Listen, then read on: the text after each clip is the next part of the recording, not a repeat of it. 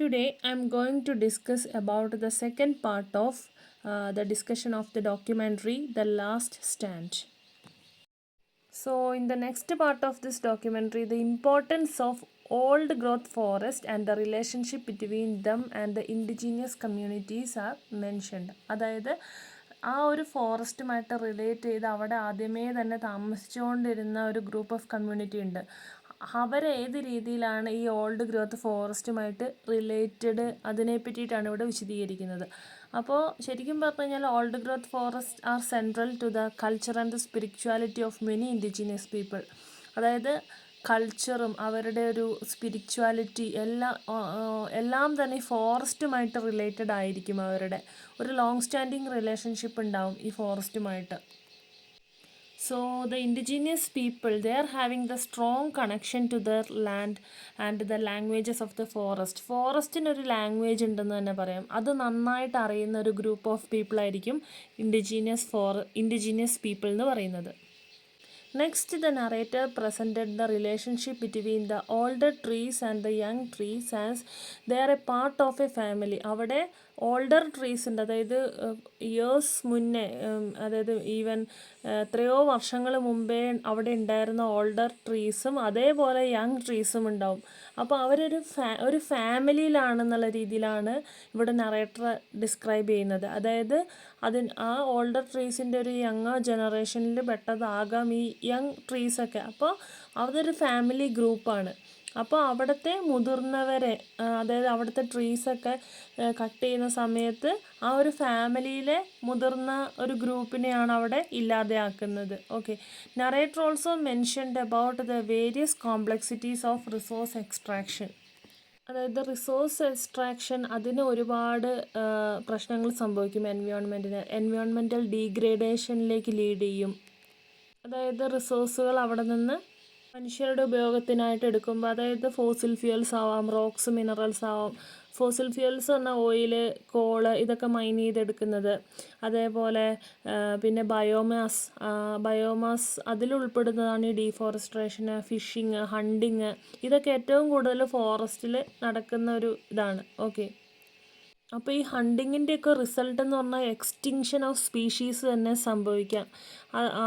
ആ ഒരു പെർട്ടിക്കുലർ സ്പീഷീസിലുള്ള മൃഗങ്ങളായിക്കോട്ടെ, അത് ചിലപ്പോൾ റെയർ ആയിട്ട് ഉണ്ടാവുള്ളൂ. അപ്പോൾ അതൊക്കെ ഇല്ലാതായി പോവാം. അതേപ്പറ്റി ഇവിടെ നറേറ്റർ നമ്മളോട് സംസാരിക്കുന്നുണ്ട്. Many experts raised there voice against the cutting down of various ancient trees and also about the consequence of mill closures as it affect the workers and their livelihood. അപ്പോൾ ഒരുപാട് എക്സ്പേർട്സും ഫോട്ടോഗ്രാഫേഴ്സും ഒക്കെ ഇവിടെ നമുക്ക് ഈ ഡോക്യുമെൻ്ററിയിൽ കാണാം. അവരവരുടെ അഭിപ്രായങ്ങളൊക്കെ പറയുന്നതായിട്ട്.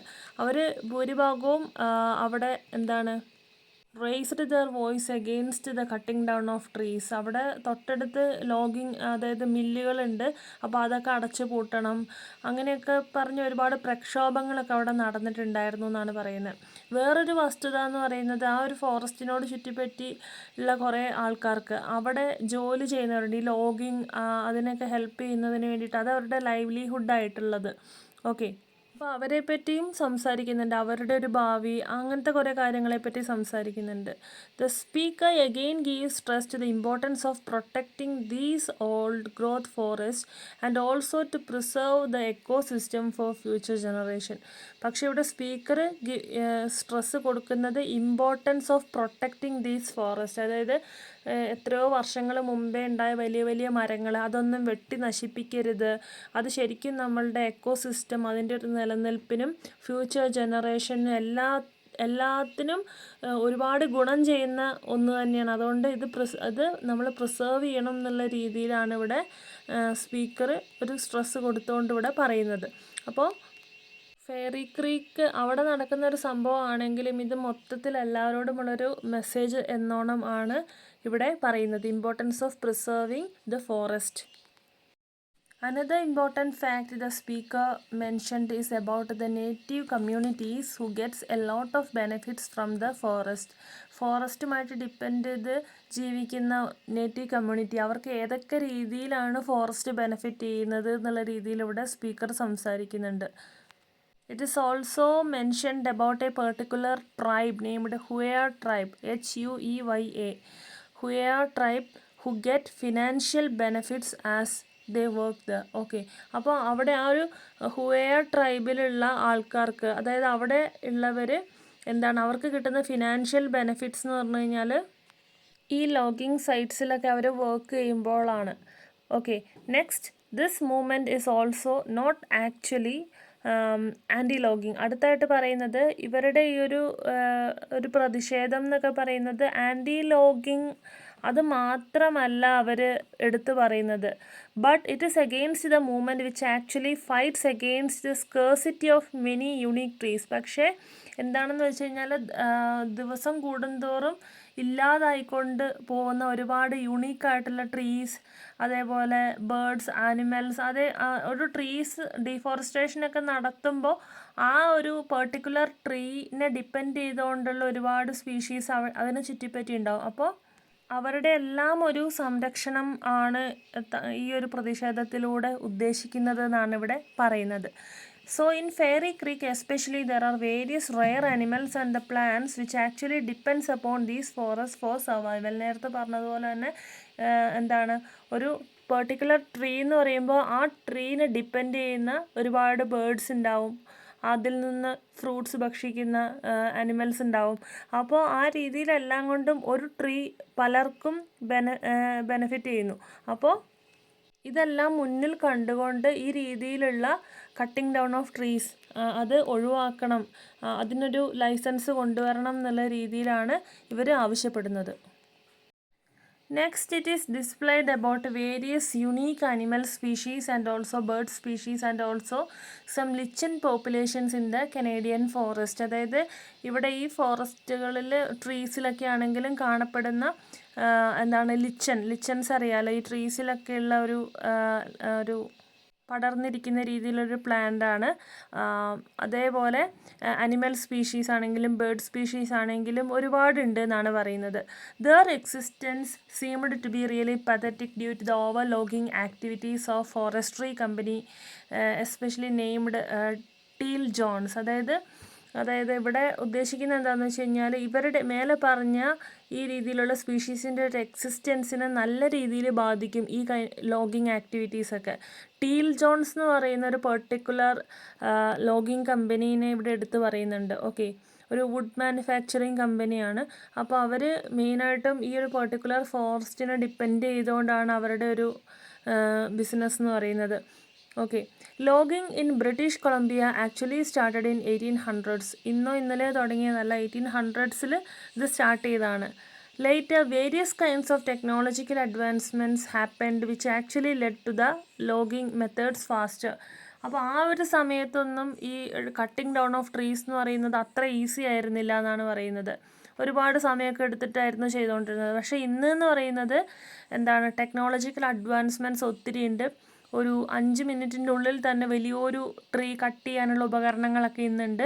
അതുകൊണ്ട് തന്നെ ഈ ലോഗിങ്, അതായത് ഈ കട്ടിങ് ഡൗൺ ഓഫ് ട്രീസ് അത് ഓരോ ദിവസവും ഒത്തിരി ആവുന്നുണ്ട്. അതായത് പെട്ടെന്ന് അവർക്ക് കട്ട് ചെയ്യാൻ പറ്റുന്നതുകൊണ്ട് തന്നെ അവർ ഒരു ബിസിനസ് മൈൻഡോട് കൂടിയിട്ട് ഒത്തിരി ട്രീസ് കട്ട് ഡൗൺ ചെയ്യുന്നു ഫോറസ്റ്റിൽ. It is indirectly affecting the ecosystem. Actually നമുക്കറിയാലോ how it affects the human beings is that the supply of oxygen reduces. അതായത് അനിമൽസിനെയും അവിടുത്തെ ബേർഡ്സിനെയും അവിടെയുള്ള സ്പീഷീസിനെ മാത്രമല്ല ഹ്യൂമൻ ബീങ്സിനെയും ബാധിക്കുന്നുണ്ട്. എങ്ങനെയാണെന്ന് വെച്ച് കഴിഞ്ഞാൽ great supply of oxygen is from these leaves ഫോറസ്റ്റിലെ നമുക്കറിയാവുന്നതാണ്. അപ്പോൾ ഓരോ ദിവസവും ഇങ്ങനെ ഫോറസ്റ്റിൻ്റെ ഏരിയ കുറഞ്ഞ് വരുന്നതോട് കൂടിയിട്ട് ഈ രീതിയിലുള്ള ഒരു പ്യുവർ ഓക്സിജൻ്റെ സപ്ലൈയും അവിടെ കുറയുന്നു എന്ന് തന്നെ നമുക്ക് പറയാം. Next, these trees have the ability to hold the large amount of water, and during the time of drought, it is these tall overgrowth trees helps the other trees to exist. നമുക്കറിയാവുന്ന കാര്യമാണ് big ട്രീസിന് അതായത് മണ്ണിൻ്റെ താഴെയാണെങ്കിലും എന്താണ് water hold ചെയ്യാനുള്ളൊരു ability ഉണ്ട്. Trees usually absorb the water through there Roots. അതായത് വേരിലൂടെ അവർ വെള്ളം വലിച്ചെടുക്കും. ഓക്കെ, അങ്ങനെ സോയിൽ ഇറോഷൻ തടയുന്നു, recharging the ground water. It is actually these trees which hold the soil together. Okay. അങ്ങനെ വെള്ളം എന്താണ് അണ്ടർഗ്രൗണ്ട് റിസർവിലേക്ക് എത്തിക്കാനും അതിനൊക്കെ ട്രീസ് നല്ലൊരു റോള് വഹിക്കുന്നുണ്ടെന്ന് തന്നെ പറയാം. So during the time of drought, അതായത് വളരെയധികം ഇങ്ങനെ കാലാവസ്ഥ ഡ്രോട്ടായിട്ടിരിക്കുന്ന, അതായത് വരൾച്ച ആ ഒരു സമയത്തൊക്കെ it is these big trees, അതായത് ഓവർ ഗ്രോത്ത് ട്രീസ് ഉണ്ടല്ലോ, ആ ട്രീസാണ് ചെറിയ മരങ്ങളെയൊക്കെ എന്താണ് വെള്ളത്തിൻ്റെ കുറവിൽ നിന്നൊക്കെ സംരക്ഷിക്കുന്നതെന്ന് തന്നെ പറയാം. ഓക്കെ. അതാണ് ഓവർ ഗ്രോത്ത് ട്രീസിൻ്റെ ഒരു ഇമ്പോർട്ടൻസ് എന്ന് പറയുന്നത്. അതായത് ആദ്യം വലിയ വൃക്ഷങ്ങളുണ്ടാവും, കുറേ വർഷങ്ങൾക്ക് മുമ്പേ ഉണ്ടായിരുന്ന ട്രീസ്. അപ്പോൾ അതിന് ഈ രീതിയിലുള്ള പല എബിലിറ്റീസും ഉണ്ട് എന്നാണ് പറയുന്നത്. നെക്സ്റ്റ് ഹെർബ് ഹമോദ് എന്ന് പറയുന്ന ഒരു പ്രൊഫഷണൽ ഫോട്ടോഗ്രാഫർ പറയുന്ന ഒരു കാര്യമാണ് about the living stumps. Living stumps എന്ന് പറഞ്ഞാൽ ഇപ്പം മരങ്ങൾ വെട്ടിയിട്ടാണെങ്കിലും അതിൻ്റെ ഒരു പാർട്ട് അവിടെ ഉണ്ടാവും, ആ രീതിയിൽ തന്നെ നിലനിൽക്കും. അപ്പോൾ അതിൻ്റെയൊക്കെ ഒരു പ്രസൻസ് ഇന്ന് ഫെയറി ക്രീക്കിൽ കൂടുതലാണ് എന്നുള്ള രീതിയിൽ പറയുന്നു. അതിൻ്റെ അർത്ഥം എന്ന് പറയുന്നത് അവിടെ ഡീഫോറസ്റ്റേഷൻ കണ്ടിന്യൂ ചെയ്യുന്നു. So protesters in Fairy Creek they raised their voices against these. അവിടെ നിരന്തരം പ്രൊട്ടസ്റ്റ് നടന്നുകൊണ്ടിരിക്കുകയാണ് against cutting down of trees. പക്ഷേ പോലീസ് വരുന്നു, അവരുടെ പ്രൊട്ടസ്റ്റൊക്കെ അവരെ പിരിച്ചുവിടുന്നു, ഇതാണ് സംഭവിക്കുന്നത്. But their actions seemed to be really waste. It is also mentioned that during 80s and 90s, അതായത് 80s-ലും 90s-ലൊക്കെ ഇതേപോലെയുള്ള പ്രൊട്ടസ്റ്റുകളൊക്കെ അവിടെ നടന്ന സമയത്ത്, ബ്രിട്ടീഷ് കൊളംബിയയിൽ നടന്ന സമയത്ത്, ആ സമയത്തൊക്കെ ചെറിയ രീതിയിലൊരു ലോഗിങ് കമ്പനീസിനൊക്കെ കുറേ ലൈസൻസൊക്കെ കൊടുത്തിട്ടുണ്ടായിരുന്നു. അങ്ങനെ ഡീഫോറസ്റ്റേഷൻ അവിടെ കൂടിക്കൊണ്ടിരുന്ന സമയത്ത് അവർ ആ ലൈസൻസ് ഗവൺമെൻറ് തിരിച്ചു പിടിച്ചു എന്നുള്ള രീതിയിൽ പറയുന്നു. ഓക്കെ. അന്ന് പ്രൊട്ടസ്റ്റിനൊക്കെ ഒരു റിസൾട്ട് ആയിട്ട് കിട്ടിയിട്ടുണ്ടായിരുന്നു. പക്ഷേ ഈ ഒരു സമയത്ത് അവിടെ ഫെയറി ക്രീക്കിൽ നടക്കുന്ന മരം വെട്ടലിനെതിരെ ഉള്ള പ്രൊട്ടസ്റ്റിനൊന്നും ഒരു റിസൾട്ട്, അതായത് അവർ ഉദ്ദേശിക്കുന്ന റിസൾട്ട് കിട്ടുന്നില്ല എന്നാണ് പറയുന്നത്.